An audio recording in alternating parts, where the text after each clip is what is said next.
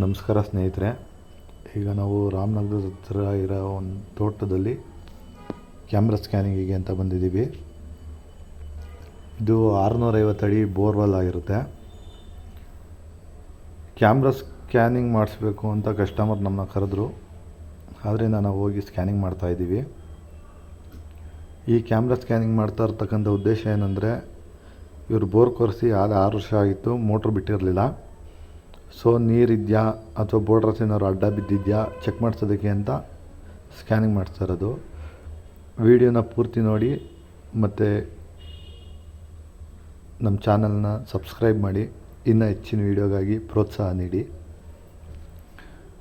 ನೋಡಿ ಸ್ನೇಹಿತರೆ, ಕೇಚಿಂಗ್ ಬಂದು ಇದು 40 ಅಡಿ ಇದೆ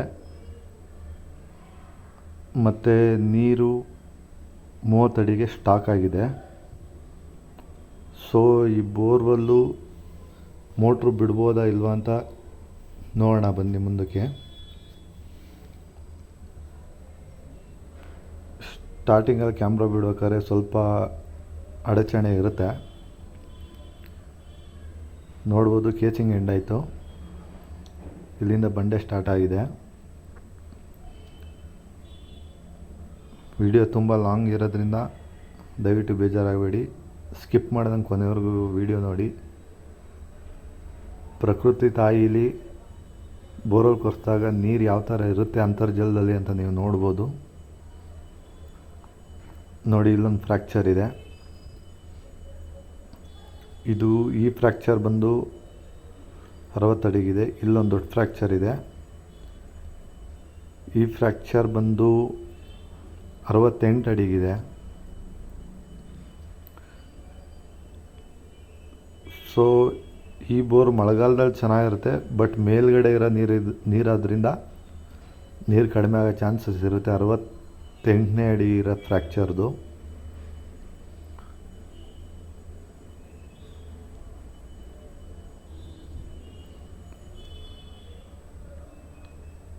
ಸ್ನೇಹಿತರೆ, ಬೋರ್ವೆಲ್ ಕರೆಸಿದ ತಕ್ಷಣವೇ ಕ್ಯಾಮ್ರಾ ಬಿಡೋಕ್ಕಿಂತ ಮುಂಚೆ, ಮೋಟ್ರು ಬಿಡೋಕ್ಕಿಂತ ಮುಂಚೆ ಒಂದು ಸತಿ ಕ್ಯಾಮ್ರಾ ಬಿಟ್ಟು ನೋಡಿಸಿ.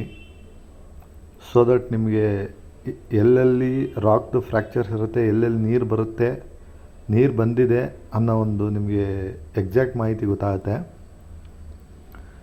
ನಿಮಗೇನಾದ್ರು ಬೋರ್ವೆಲ್ ಸ್ಕ್ಯಾನಿಂಗ್ ಬೇಕು ಅಂದರೆ ದಯವಿಟ್ಟು ನಮ್ಮನ್ನ ಕಾಂಟ್ಯಾಕ್ಟ್ ಮಾಡಿ.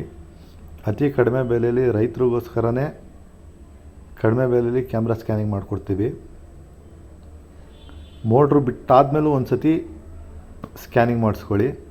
ಬಿಕಾಸ್ ಮೋಟ್ರ್ ಓಡಬೇಕಾದ್ರೆ ನಿಮಗೆ ನೀರು ಕಡಿಮೆ ಆಗಿದೆಯಾ ಅಥವಾ ಸ್ಟಾಕ್ ನೀರಲ್ಲಿದ್ದಾಗ ಅಷ್ಟು ಕ್ಲಾರಿಟಿಯಾಗಿ ಗೊತ್ತಾಗಲ್ಲ. ಮೋಟರ್ ರನ್ ಆಗ್ಬೇಕಾದ್ರೆ ಮಾತ್ರ ನಿಮಗೆ 100% ಗೊತ್ತಾಗೋದು ನೀರು ಯಾವ ಥರ ಇದೆ, ನೀರು ಪ್ರೆಷರ್ ಯಾವ ಥರ ಇದೆ ಬೋರ್ವೆಲಲ್ಲಿ ಅಂತ.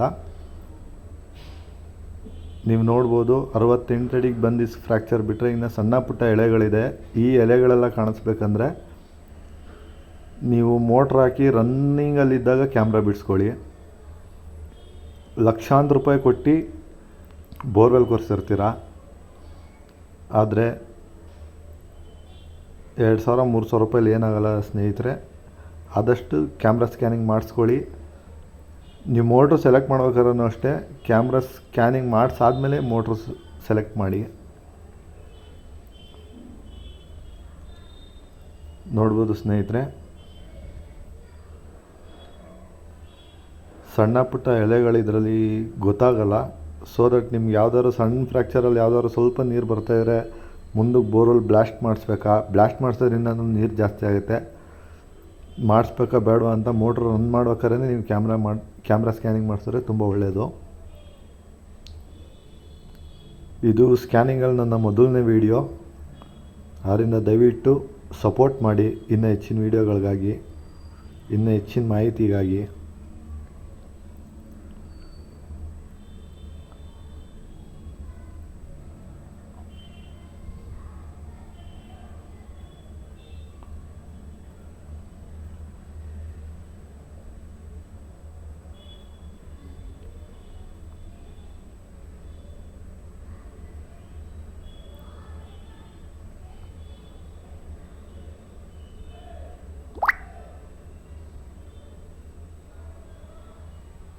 ಇಲ್ಲಿ ಸಣ್ಣ ಪುಟ್ಟ ಎಲೆಗಳು ಇದ್ದಾವೆ ಸ್ನೇಹಿತರೆ. ಬಟ್ ಈ ಎಲೆಗಳೆಲ್ಲ ಚೆಕ್ ಆಗಬೇಕು, ಈ ಎಲೆಗಳೆಲ್ಲ ಕನ್ಫರ್ಮ್ ಆಗಬೇಕಂದ್ರೆ ಮೋಟ್ರ್ ರನ್ನಲ್ಲಿದ್ದಾಗಲೇ ಸ್ಕ್ಯಾನಿಂಗ್ ಮಾಡಬೇಕಾಗಿರುತ್ತೆ. ನಾವು ಕಸ್ಟಮರ್ಗೆ ಹೇಳಿದ್ವಿ, ಫ್ರೀ ಆಫ್ ಕಾಸ್ಟ್ ಮಾಡ್ತೀವಿ, ನಿಮ್ದು ಯಾವ್ದಾದ್ರು ಸ್ನೇಹಿತರದ್ದು ಯಾರ್ದಾದ್ರು ಮೋಟ್ರ್ ಇದ್ದರೆ ಲೆಂತು ಮೋಟ್ರ್ ತಂದು ಬಿಟ್ಟು ನೋಡಿ, ನಾವು ಚೆಕ್ ಮಾಡಿಕೊಡ್ತೀವಿ ಅಂತ. ಬಟ್ ಅವರು ಇಲ್ಲ, ನಾವು ನಿಧಾನಕ್ಕೆ ಮಾಡಿಸ್ಕೋತೀವಿ ಅಂತ ಅಂದರು. ಆದ್ದರಿಂದ ನಾವು ಬರೀ ಮೋಟ್ರ್ ಇಲ್ಲದೆ ಇದ್ದಾಗ ಮಾತ್ರ ಸ್ಕ್ಯಾನ್ ಮಾಡಿಕೊಟ್ವಿ.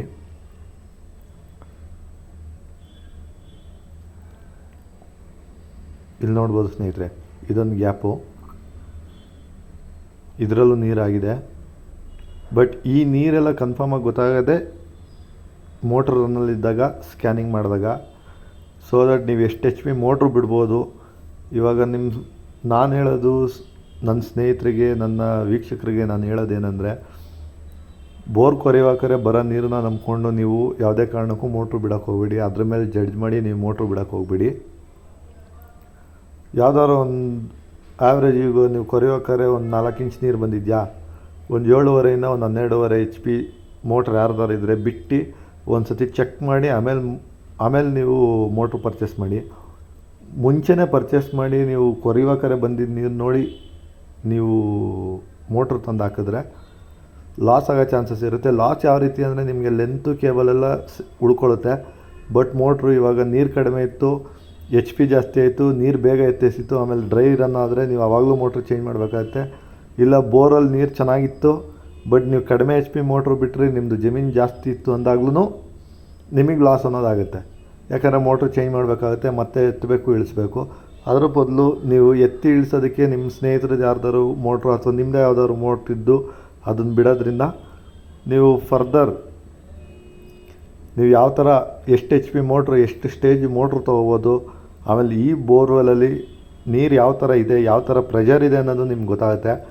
ಆದ್ದರಿಂದ ಸ್ನೇಹಿತರೆ, ದಯವಿಟ್ಟು ಬೋರ್ ಕೊರೆಸಿದ ತಕ್ಷಣವೇ ಕೊರೆಸಿ 1 ದಿವಸ 2 ದಿವಸ ಆದಮೇಲೆ ಮೋಟ್ರು ಬಿಡ್ದಂಗೆ ಒಂದು ಸತಿ ಸ್ಕ್ಯಾನ್ ಮಾಡಿ, ಇಮಿಡಿಯೇಟಾಗಿ ಒಂದು ಮೋಟ್ರು ರೆಡಿ ಮಾಡಿಕೊಂಡು ಮೋಟ್ರು ಬಿಟ್ಟು ಚೆಕ್ ಮಾಡ್ಕೊಳ್ಳಿ. ಆದ್ದರಿಂದ ನಿಮಗೆ ಎಕ್ಸಾಕ್ಟ್ ಮಾಹಿತಿ ನಿಮ್ಮ ಬೋರ್ ಬಗ್ಗೆ ಗೊತ್ತಾಗುತ್ತೆ. ಸೊ ದಟ್ ನಿಮಗೂ ಒಂದು ಕಾನ್ಫಿಡೆನ್ಸ್ ಇರುತ್ತೆ. ನಾನು ತುಂಬ ರೈತರನ್ನ ನೋಡಿದ್ದೀನಿ, ಮೋಟ್ರು ಬಿಟ್ಟಿರ್ತಾರೆ, ಬೋರ್ ಕೊರೆಸಿ ಮೋಟ್ರು ಬಿಟ್ಟ ಮೇಲೆ ಬೈದಲ್ಲೇ ಇರ್ತಾರೆ, ಎಲ್ಲಿ ಗ್ಯಾಪ್ ಹೊಡೆಯುತ್ತೋ ಅಥವಾ ಬಿಟ್ಟಿದ್ದ ಮೋಟ್ರು ಕಡಿಮೆ ಆಯಿತೋ ಏನೋ ಅಂತ ಅವ್ರಿಗೆ ಗೊತ್ತಿರಲ್ಲ. ನೋಡಿ ಸ್ನೇಹಿತರೆ, ಇನ್ನೊಂದು ಗ್ಯಾಪ್ ಇದೆ. ಇದು ಬಂದ್ಬಿಟ್ಟು 500 ಚಿಲ್ಲರೆಯಲ್ಲಿ 515 ಅಡಿಲಿ ಇದು ಗ್ಯಾಪ್ ಇದೆ. ಈ ಎಳೆಯಲ್ಲೂ ನೀರಿರುತ್ತೆ. ಹಂಗೇನಾದರೂ ಡೆಪ್ತಲ್ಲಿ ಮೇಲ್ಗಡೆ ಇರೋ ನೀರು ಡೆಪ್ತಲ್ಲಿ ಏನಾದ್ರು ಖಾಲಿ ಗ್ಯಾಪ್ ಇದ್ದಿದ್ರೆ ಆ ನೀರು ಯೂಸ್ ಆಗ್ತಿರಲಿಲ್ಲ, ಯಾಕಂದರೆ ಸ್ಟಾಕ್ ಆಗ್ತಿರಲಿಲ್ಲ 30 ಅಡಿವರೆಗೂ ನೀರು. ಇಲ್ಲಿ ನೋಡ್ಬೋದು ಸ್ನೇಹಿತರೆ, ಇದೊಂದು ದೊಡ್ಡ ಗ್ಯಾಪ್ ಇದೆ, ತುಂಬ ಚೆನ್ನಾಗಿ ನೀರು ಬಂದಿದೆ.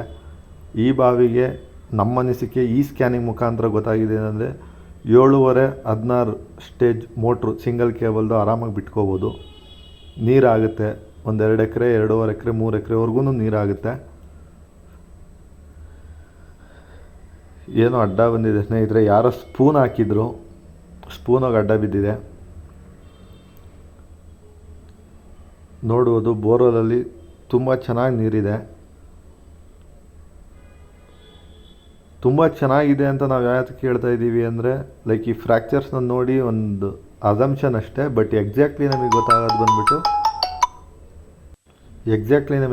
ಬಂದುಬಿಟ್ಟು ಮೋಟ್ರು ಬಿಟ್ಟು ರನ್ ಮಾಡೋದಾಗಲೇ ನೋಡ್ಬೋದು. ನಿಮಗೆ ಈಗ ನಮಗೆ ಹೆಣ್ಣನ್ನು ಸಿಕ್ಕಿದೆ. ಇವರು 640 ಅಡಿ ಕೊರೆದಿದ್ರು ಅಂತ ಅಂದರು. ಆಲ್ಮೋಸ್ಟ್ ಸಿಲ್ಟು ಒಂದು 20 ಅಡಿವರೆಗೂ ಸಿಲ್ಟ್ ಮುಚ್ಕೊಂಡಿದೆ. ಸಿಲ್ಟ್ ಅನ್ನೋದು ಮೇಲ್ಗಡೆ ಎಳೆಗಳಿಂದ ಬರೆದಂಥ ಮೈನ್ಯೂಟ್ ಪಾರ್ಟಿಕಲ್ಸು ಸೇರಿ ನಿಮ್ಮ ಬೋರ್ ಇದಾಗಿರುತ್ತೆ. ಏನು ಪ್ರಾಬ್ಲಮ್ ಇಲ್ಲ, ಎಳೆಗಳೆಲ್ಲ ಮೇಲಿರೋದ್ರಿಂದ ಮೋಟ್ರು ಬಿಡ್ಬೋದು, ರನ್ ಮಾಡ್ಬೋದು. ಬೈ ಚಾನ್ಸ್ ಹಂಗೂ ನೀರು ಕಡಿಮೆ ಏನಾದ್ರು ಇತ್ತಂದರೆ ಒಂದು ಸತಿ ಫ್ಲಶ್ ಮಾಡಿಸ್ಕೊಳ್ಳೋದು ಒಳ್ಳೆಯದು. ಬಿಕಾಸ್ 6 ವರ್ಷ ಆಗಿದೆ ಡ್ರಿಲ್ ಮಾಡಿ, ಒಂದು ಸತಿ ಮೋಟ್ರು ಬಿಟ್ಟಿಲ್ಲ. ಮೋಟ್ರು ಬಿಡೋದ್ರಿಂದನೂ ಈ ಮೈನ್ಯೂಟ್ ಪಾರ್ಟಿಕಲ್ಸ್ ಎಲ್ಲ ಪಂಪಲ್ಲಿ ಆಚೆ ಬಂದುಬಿಡುತ್ತೆ ನೀರಲ್ಲಿ. ಸೊ ಸ್ನೇಹಿತರೆ, ಇದು ನನ್ನ ಮೊದಲನೇ ವಿಡಿಯೋ. ದಯವಿಟ್ಟು ಸಬ್ಸ್ಕ್ರೈಬ್ ಮಾಡಿ, ಸಪೋರ್ಟ್ ಮಾಡಿ. ನಿಮ್ಮ ಆಶೀರ್ವಾದ ಸದಾ ನಮ್ಮ ಮೇಲಿರಲಿ. Thank you.